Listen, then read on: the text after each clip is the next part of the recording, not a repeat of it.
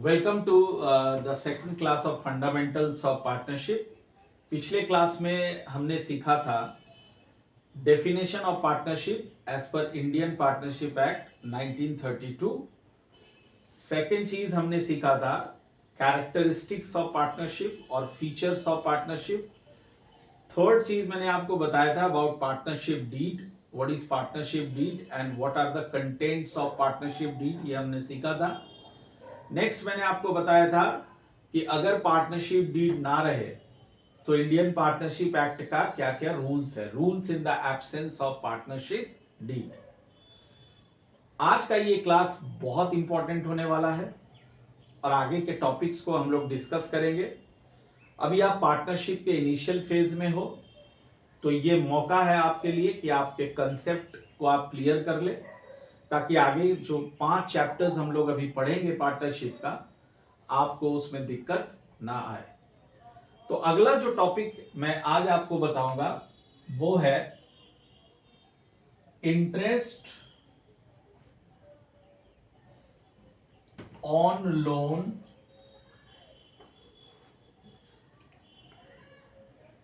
Paid to a partner. ठीक है, क्या होता है, इसका क्या प्रोविजंस है एक्ट में, आओ सीखते हैं हम लोग। मैं एक एग्जांपल से आपको बताता हूं। Let us say there are two partners, there are two partners. कौन कौन है पार्टनर? एक का नाम है अलीशा और एक का नाम है अमित। ठीक है ना, ये दो एक फर्म के पार्टनर्स है, अलीशा और Amit. And as you know कि if you want to be a partner of a firm you have to contribute some amount of capital. तो अलीशा ने फर्म को कैपिटल दिया। लेट अस से Alisha has given a capital of rupees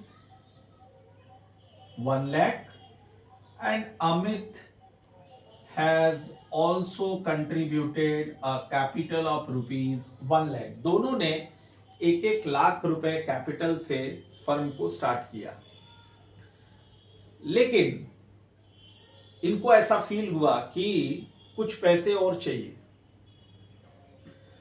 तो partners के पास एक और ऑप्शन होता है। एक तो आपने सीखा कि वो कैपिटल अपने फर्म को कंट्रीब्यूट करा सकता है, दूसरा ऑप्शन होता है कि वो फर्म को कुछ पैसा लोन दे दे, कैपिटल ना दे करके क्या दे, फर्म को लोन दे दे।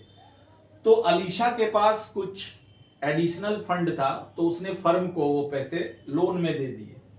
तो अलीशा ने लोन दे दिया फर्म को 1 लाख रुपए का। क्लियर? तो अलीशा ने क्या क्या कंट्रीब्यूट किया फर्म में? कैपिटल कंट्रीब्यूट किया प्लस फर्म को उसने लोन दिया। एंड अगर मैं फर्म के पॉइंट ऑफ व्यू से सोचूं, अगर मैं फर्म्स पॉइंट ऑफ व्यू से देखूं, तो ये जो अलीशा का लोन है, Alisha's loan, this will become the liability of the firm। ये फर्म के लिए लायबिलिटी हो जाएगा, यानी ऐसा माना जाएगा कि फर्म ने अलीशा से उधार लिया।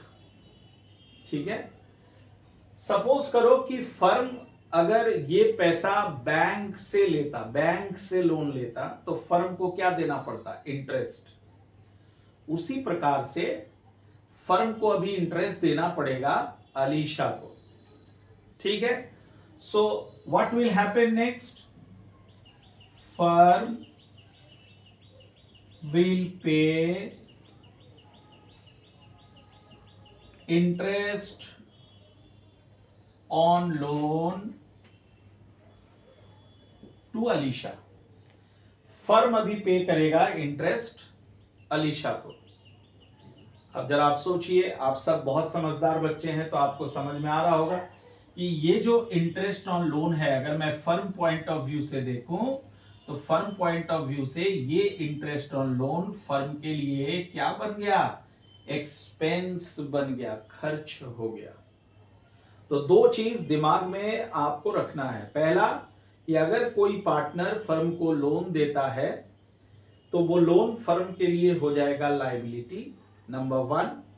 दूसरा, उस लोन पे फर्म जो इंटरेस्ट पे करेगा वो फर्म का हो जाएगा खर्च। अब सवाल है कि सर ये जो इंटरेस्ट है ये आपने बताया फर्म के लिए होगा खर्च, तो सर ये तो प्रॉफिट एंड लॉस अकाउंट में फिर जाना चाहिए। एब्सोल्युटली यू आर करेक्ट, वो प्रॉफिट एंड लॉस अकाउंट में जाएगा। उसका मैं अभी जर्नल एंट्रीज आपको बताऊंगा, बट बिफोर दैट मैं आपको इंटरेस्ट ऑन लोन का जो प्रोविजन है पार्टनरशिप एक्ट 1932 में, मैं वो अभी आपको एक्सप्लेन करूंगा। तो बच्चों ध्यान से सुनो, इंटरेस्ट ऑन लोन का क्या प्रोविजन है। सो पार्टनरशिप एक्ट कहता है कि कोई भी पार्टनर जब किसी भी फर्म को लोन देगा, अपने फर्म को जब वो लोन देगा, तो फर्म हैज टू पे interest at the rate of 6% per annum. क्या बोला मैंने कि अगर किसी पार्टनर ने फर्म को लोन दिया है तो फर्म को उसे इंटरेस्ट देना पड़ेगा कितने परसेंट से? 6% पर एनम। ये मैं लिख रहा हूं यहां पे 6% per annum. Until and unless कोई और इंटरेस्ट अगर पार्टनर्स मिल करके तय कर लेते हैं, पार्टनर्स मिल करके अग्री कर लेते हैं कि नहीं भैया इनको इंटरेस्ट 8% मिलना चाहिए, इनको इंटरेस्ट 2% मिलना चाहिए, तो फिर वही इंटरेस्ट उनको मिलेगा। फिर 6% का जो कहानी है वो समाप्त हो जाएगा। So to cut the long story short, मैंने क्या बोला कि interest on partners loan should be 6% per annum if nothing is given in the question. और अगर क्वेश्चन में ये दिया हुआ है कि पार्टनर्स हैव एग्रीड टू 8% या 2% या 10% या 15% या 7%, कुछ भी, तो फिर हम उसी रेट को लेंगे, 6% को गोली मार देंगे, उसको सीन में लाएंगे ही। होपफुली ये क्लियर है। अब इस प्रोविजन को मैं यहां पे लिखता हूं, और जैसा कि मैंने आपसे कहा है कि जब तक आप लिखोगे नहीं तब तक आपके दिमाग में, आपके भेजे में ये सारी बातें नहीं जाएगी। तो आप कृपया कृपया कृपया मैं जो जो चीज कह रहा हूं आप उसको लिखते भी रहिए। तो मैं यहां पे प्रोविजन लिख रहा हूं, provision for interest on loan to a partner, और ज्यादा बेटर होगा यहां पे आप लोग लिख लो पेड टू ए पार्टनर, तो आपको ना ज्यादा चीज समझ में आएगा। क्या प्रोविजन है तो यहां पे मैं लिख देता हूं, as per Indian Partnership Act 1932,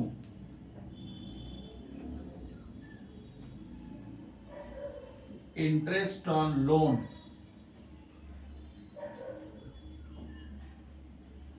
should be paid to a partner at the rate of 6% per annum. Per annum तुम लोगों को पता है, पर एनम का मतलब होता है पूरे साल में 6% per annum, unless otherwise agreed. Unless otherwise agreed का मतलब मैंने आपको बताया कि अगर पार्टनर्स खुद डिसाइड कर लेते हैं कि इतना रेट ऑफ इंटरेस्ट मिलना चाहिए, यानी 8, 10, 20 कुछ भी, तो वही रेट एप्लीकेबल होगा, otherwise 6% per annum will be applicable. इसको कृपया कृपया कृपया आप नोट कर लीजिए। इसके बाद वीडियो को पॉज करके आप नोट कर लो, मैं आगे बढ़ता हूं। अब मैं क्या करूंगा, आपको बताऊंगा इंटरेस्ट ऑन लोन का जर्नल एंट्री। और जर्नल एंट्री करने से पहले आप दो बातें को याद रखोगे, मैंने पहले भी कहा, फिर से बता देता हूं कि पार्टनर्स लोन यानी partners loan to a firm, partner firm को लोन दे रहा है, ये फर्म के लिए हो जाएगा लायबिलिटी। और इस लोन पे फर्म जो इंटरेस्ट पे करेगा, interest paid to a partner, ये फर्म के लिए हो जाएगा एक्सपेंस। ये दो बात आप याद रखोगे जर्नल एंट्री करने से पहले, क्योंकि आपको पता है जर्नल एंट्री का सर्टेन रूल होता है, उस रूल को फॉलो करके हमें जर्नल एंट्री करना चाहिए। और अनठिकाने बिना समझे अगर हम जर्नल करेंगे तो आपसे अकाउंट्स तो दूर की बात है, नहीं बनने वाला है।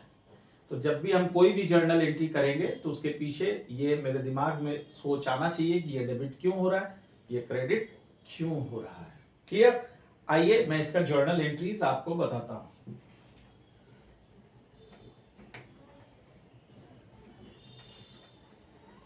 मेरे साथ साथ आप भी नोट करोगे, मैं बार बार कह रहा हूं, तभी आप एक अच्छा अकाउंटेंट बनोगे, नहीं तो सब भूल जाओगे बाबू। तो यहाँ पे मैं पहला आप जर्नल का फॉर्मेट बना लोगे, होपफुली आप सबको पता है जर्नल का फॉर्मेट। नहीं पता है तो चलो मैं बना देता हूँ। ये मैं जर्नल का फॉर्मेट बना रहा हूँ, ठीक है। ये मैंने जर्नल का फॉर्मेट बना लिया। ये मैं यहाँ पे लिखता हूँ डेट, यहाँ पे लिख देता हूँ पर्टिकुलर्स, ये लेजर फोलियो का कॉलम है, और ये हो जाएगा डेबिट, और ये हो जाएगा क्रेडिट, ठीक है। अब हमारा जो पहला ट्रांजैक्शन है, मैं यहां पे लिखता हूं पर्टिकुलर्स में, transaction number 1, when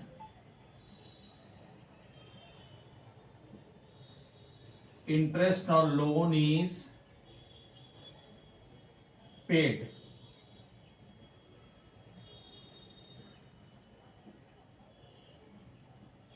to the partner. तो हम क्या एंट्री करेंगे, और ये याद रखो ये सारा एंट्री हम लोग फर्म्स के बुक में कर रहे हैं, तो फर्म्स के पॉइंट ऑफ व्यू से आपको सोचना है। तो फर्म इंटरेस्ट पे कर रहा है तो फर्म के लिए इंटरेस्ट हो जाएगा एक्सपेंस, इसलिए वो डेबिट हो जाएगा। तो हम क्या एंट्री करेंगे, interest on loan account debit to bank account, to bank account. ये हमारा पहला जर्नल एंट्री हो गया। और इसका नरेशन में हम लिख देंगे बीइंग इंटरेस्ट पेड, ठीक है। अब मैं नंबर 2 में आता हूं। सेकंड नंबर में है when interest is transferred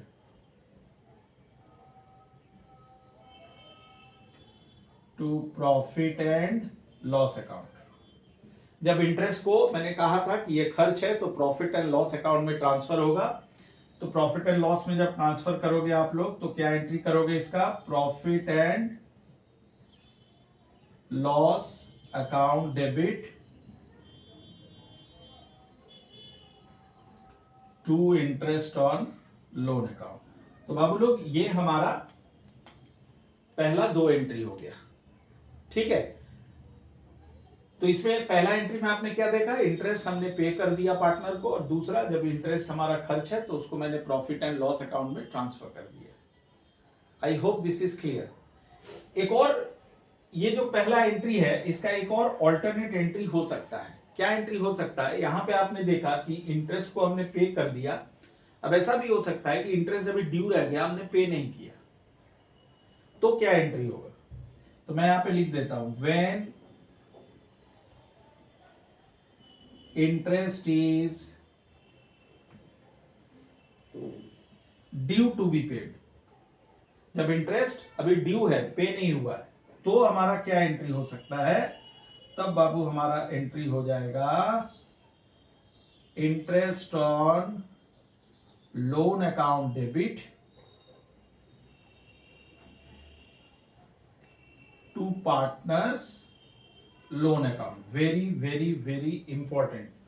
when interest is due to be paid, interest on loan account debit होगा, वो खर्च है, और फिर उसको अगर हम पे कर रहे थे तो यहां पे क्या लिखा था मैंने, टू बैंक, और अगर पे नहीं कर रहे हैं तो उस अमाउंट को हम लोग कहां ट्रांसफर करेंगे, पार्टनर के लोन अकाउंट में। क्लियर, पार्टनर के लोन अकाउंट में ट्रांसफर हो जाएगा। अब इसका नरेशन हम लोग क्या लिखेंगे, मैं लिख देता हूं यहां पे नरेशन। तो नरेशन में आप लिखोगे being interest payable. Being interest payable, देखिए कितना आसान है, बीइंग इंटरेस्ट पेबल, ये लिख करके आपको छोड़ देना है। तो मुझे उम्मीद है कि आपको ये जो कॉन्सेप्ट है ये समझ में आ गया, इंटरेस्ट ऑन पार्टनर्स लोन का। अब जब इसका क्वेश्चंस हम लोग बनाएंगे तो और आपको अच्छे से समझ आएगा। पहले आप इसके कॉन्सेप्ट, थियोरेटिकल कॉन्सेप्ट को अच्छे से समझ लीजिए। अब मैं नेक्स्ट टॉपिक में आता हूं। अगला जो टॉपिक हम लोगों को पढ़ना है वो है राइट्स ऑफ ए पार्टनर। अगर आप एक फर्म के पार्टनर हो तो आपको क्या क्या राइट्स मिलता है, ठीक है। ऑटोमेटिकली ये राइट्स आपके हक में आता है, ठीक है, जिसको इम्प्लाइड अथॉरिटी भी बोलते हैं हम लोग। तो क्या क्या राइट्स है, आइए सीखते हैं। पहला कह रहा है राइट टू शेयर प्रॉफिट्स और लॉसेस। फर्म का जो भी प्रॉफिट या लॉसेस होगा पूरा हक है उसमें आपको शेयर मिलना है, ठीक है, ये आपका पहला राइट है। दूसरा है right to take part in the conduct of the business. जो बिजनेस चल रहा है, जो बिजनेस आप लोग रन कर रहे हैं एज अ पार्टनरशिप फर्म, तो उसमें आपको पूरा हक दिया गया है कि आप भी उसके मैनेजमेंट का हिस्सा बनिए। आप भी बिजनेस को जो रन किया जा रहा है उसका हिस्सा आप भी बनिए, आप भी बिजनेस में टेक पार्ट कीजिए। थर्ड राइट है right to be consulted in business matters. अगर बिजनेस में कोई डिसीजंस लेना है, कोई एसेट खरीदना है, कहीं पे बैंक अकाउंट ओपन करना है, ऑडिटर्स अपॉइंट करना है, तो फिर पूरा हक आपको दिया गया एज ए पार्टनर कि आपका भी डिसीजन का उसमें अहमियत होना चाहिए। तीसरा है right to inspect the books of accounts. Firm का जो बुक्स ऑफ अकाउंट्स है उसको आप कभी भी चेक कर सकते हो एज ए पार्टनर, और कभी भी चाहे तो उसका एक्सट्रैक्ट आप ले सकते हो, उसकी कॉपी आप अपने पास रख सकते हो। Right to disallow the admission of a new partner. अगर आपको ऐसा लगे कि एक नया पार्टनर फर्म में आ रहा है और वो इस फर्म के काबिल नहीं है, ऐसा आपको फील होता है, ऐसा आपको लगता है, तो आप जो है अपना कंसेंट उसके विरोध में दे सकते हैं, उसके अगेंस्ट में दे सकते हैं, और आप चाहे तो उसके एडमिशन को रुकवा भी सकते हैं। ये हक आपको मिला है। तीसरा है राइट टू, नेक्स्ट है राइट टू प्रॉपर्टी। यानी फर्म का जो एसेट्स होता है उसको जॉइंट प्रॉपर्टी बोलते हैं, जॉइंट एसेट्स बोलते हैं। उसमें सारे पार्टनर्स का राइट होता है, इक्वल राइट्स होता है। कई बार इक्वल राइट्स ना होकर के एक रेशियो में हम लोग उसको बांटते हैं। देन है right to retire after a proper notice. अब आपको ऐसा लगता है यार बहुत काम कर चुके हैं, अब रिटायरमेंट लेना चाहिए, तो आप एक प्रॉपर नोटिस इशू करके रिटायरमेंट अपना आप डिक्लेयर कर सकते हो और आप उस फर्म से रिटायर कर सकते हो। फिर है राइट टू रिसीव इंटरेस्ट। अगर आपने फर्म को लोन दिया है, जो अभी अभी मैं पढ़ा रहा था आपको, अगर कोई पार्टनर फर्म को लोन दे रहा है तो उसको पूरा हक है, पूरा राइट है कि उस लोन पे उसको इंटरेस्ट मिलना चाहिए at the rate of 6% per annum until and unless it is otherwise agreed. Then right to be indemnified for the expenses. मान लो फर्म का कोई खर्च आपने खुद के जेब से किया हो, फर्म का कोई खर्च था, फर्म को अपना सैलरी देना था अपने स्टाफ को, तो फर्म के पास फंड नहीं था, तो आपने अपने जेब से उनको सैलरी दे दिया, तो आपको पूरा राइट है कि वो पैसा आपको वापस मिले। तो इसको कहते हैं right to be indemnified for the expenses. I hope this is clear, इसको नोट कर लीजिए और फिर चलिए मेरे साथ अगले टॉपिक में। अभी अभी हम लोगों ने राइट्स ऑफ ए पार्टनर पढ़ा, अब आइए मैं आपको बताता हूं लायबिलिटीज ऑफ पार्टनर्स। पार्टनर्स का क्या क्या ड्यूटीज है, लायबिलिटीज है, दायित्व है एज अ पार्टनर। तो सबसे पहला जो यहां पे लिखा हुआ है, a partner should not carry on a business in competition with the firm. Suppose करो फर्म का नाम है XYZ एंटरप्राइजेस और इस पार्टनर ने चोरी छुपे कहीं और इसी नाम से एक बिजनेस ओपन कर लिया, तो ये इलीगल है। अगर ऐसा वो करता है तो फिर क्या करना है कि उसके इलीगल बिजनेस से जो प्रॉफिट आ रहा है, that profit should be refunded to the firm. तो यहां क्या लिखा हुआ है, if he earns profit from such business it shall be paid to the firm. लेकिन अब सवाल आता है कि सर उस इलीगल बिजनेस से अगर पार्टनर को लॉस हो रहा है तो क्या फर्म उसे बियर करेगा? Absolutely not. अगर लॉस आता है that must be borne by that individual partner only, उसी पार्टनर को वो बेयर करना होगा। लेकिन अगर उस बिजनेस से कोई प्रॉफिट आता है तो वो फर्म को लौटा देना होगा। होपफुली ये क्लियर है। नेक्स्ट जो उसका लायबिलिटी है, if a partner earns some profit by using firm's property, अगर फर्म के पैसे से उस पैसे को वो कहीं और लगा करके उससे कुछ प्रॉफिट कमा रहा है, अपना पर्सनल कोई बिजनेस से वो प्रॉफिट कमा रहा है, लेकिन प्रॉपर्टी या पैसा कहाँ का है, फर्म का है, तो फिर उस पर्सनल बिजनेस से जो भी उसको प्रॉफिट होगा that must be refunded to the firm. ये था लायबिलिटीज ऑफ द पार्टनर। तो दो लायबिलिटीज आपने पढ़ा, बहुत इंपॉर्टेंट है। इससे असर्शन रीजन, इससे एमसीक्यू क्वेश्चंस कुछ भी पूछ सकता है, इवन प्रैक्टिकल क्वेश्चंस भी इस प्रोविजंस को उठा के आपसे पूछ सकता है। तो इसका कॉन्सेप्ट बिल्कुल क्लियर रखिएगा और फिर मिलते हैं आपसे कल के क्लास में अगले वीडियो में।